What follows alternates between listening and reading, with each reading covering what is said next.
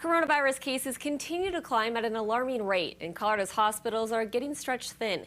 In the midst of all this, the CDC is making changes to its quarantine recommendations.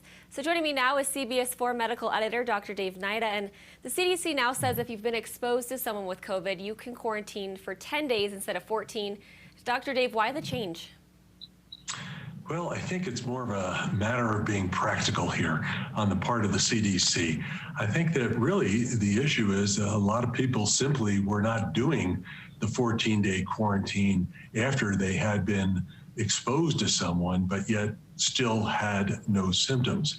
And so really what's happened here is that you have guidelines that say that if you have been exposed to someone with COVID, but yet you remain symptom-free, instead of quarantining for 14 days, it now drops down to a 10-day quarantine. You can further lower that to 7 days if you wind up having a virus test done at 7 days and it comes out negative. Now, you may say to yourself, that why 10 days? Is that just an arbitrary figure that has been thrown out there? Well, the reason is that we believe that about 9.5 days or so, the amount of virus or the ability to be contagious with that virus drops rather significantly in most people. And so therefore we figure, well, let's settle on 10 because it's a good middle ground type of number. Now there are some risks with that. The first is, let's say you do decide you're going to go for the 7 days and you're going to get tested. You got to be really cautious, because if you go get a rapid test done, rapid tests in people who do not have symptoms are not the most reliable tests. So it's important that you always follow that up with a PCR test, which is something that may take a day or 2 or 3 to get back. Additionally, we're still not sure on this 10-day figure and cannot guarantee that you are not contagious at that point in time. We've always gone with 14 because that seems to be, to this point, the safest number. And personally, and among my colleagues, 14 days still remains the standard. And that is what we are currently advising. I think where the CDC is going is they're basically saying, you know what, some quarantining is better than no quarantining. So hopefully people will follow these recommendations. Yeah, very interesting. There's been a lot of questions surrounding that. President-elect Joe Biden says he plans to ask all Americans to wear masks for the first 100 days he's in office. What kind of difference would it make if every single person masked up? Make a huge difference. And this really is not, a new way of thinking about this. We have been saying for many months that if we could just get more people to mask up, we would cut down on the death rate, the number of hospitalizations, the number of people getting sick. Now, the thing is with this recommendation that, well, or the plea that let's take the first 100 days of this new administration and commit to masking up, it really is not a national mandate to wear masks. It legally cannot be done by the federal government. This really is the first time, though, there is some federal guidance that hopefully will be universally adopted.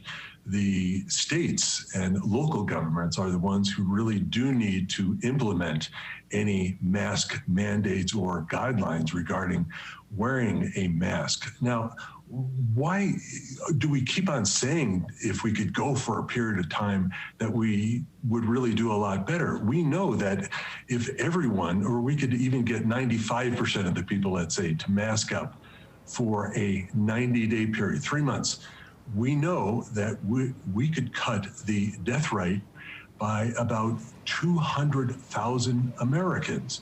And not only that, we'd have fewer hospitalizations, we would have fewer cases of illness throughout the country. So there are some real practical implications. And so you say, well, what does that really have to do with me? A lot, because right now our ICUs are really filled to capacity. In fact, the hospital where I'm associated, the ICUs are above 100% capacity. And the only reason that they're functional is the fact that we are now taking ICU units and we're doubling them up. We're putting 2 beds where there used to be just 1 bed. And then when you look at a situation we had last week in the emergency room. We had 6 patients who had to stay in the emergency room overnight because there was no place within the hospital to put them into a bed in order to be cared for. There are staffing issues. There are also issues for people who do not have access to care if they would have something bad happen to them, if you'd be in a car accident or if you would wind up having a heart attack. And another thing that we are seeing too is people who have conditions such as cancer or other chronic conditions. They're not able to get their surgeries done or procedures taken care of in order to continue their care. So this is really kind of important. Masks they're cheap, they are effective, and wearing a mask does not shut down the economy. It does not shut down schools. It is not wearing a mask that actually contributes to those issues. So if we could make this the social norm, that would really go a long way in helping to really rid our country of COVID. Wonderful. And I've heard a lot of questions about this next one. There's still a lot of unknown about coronavirus reinfection. So if you've already had the virus, do you still need to wear a mask and social distance and follow all of those guidelines? No question you do. This is something that is, I get asked this a lot, and it really is from people who really are thinking, well, I've had COVID, I've recovered, and now I've got a get out of jail free card.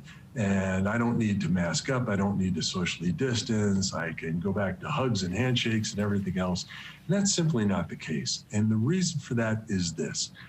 We do not know how long you stay immune after you have had a COVID infection. And even if you are immune, we don't know how good or how powerful that immunity is. We are 1 year into this, and we still have a lot of unknowns.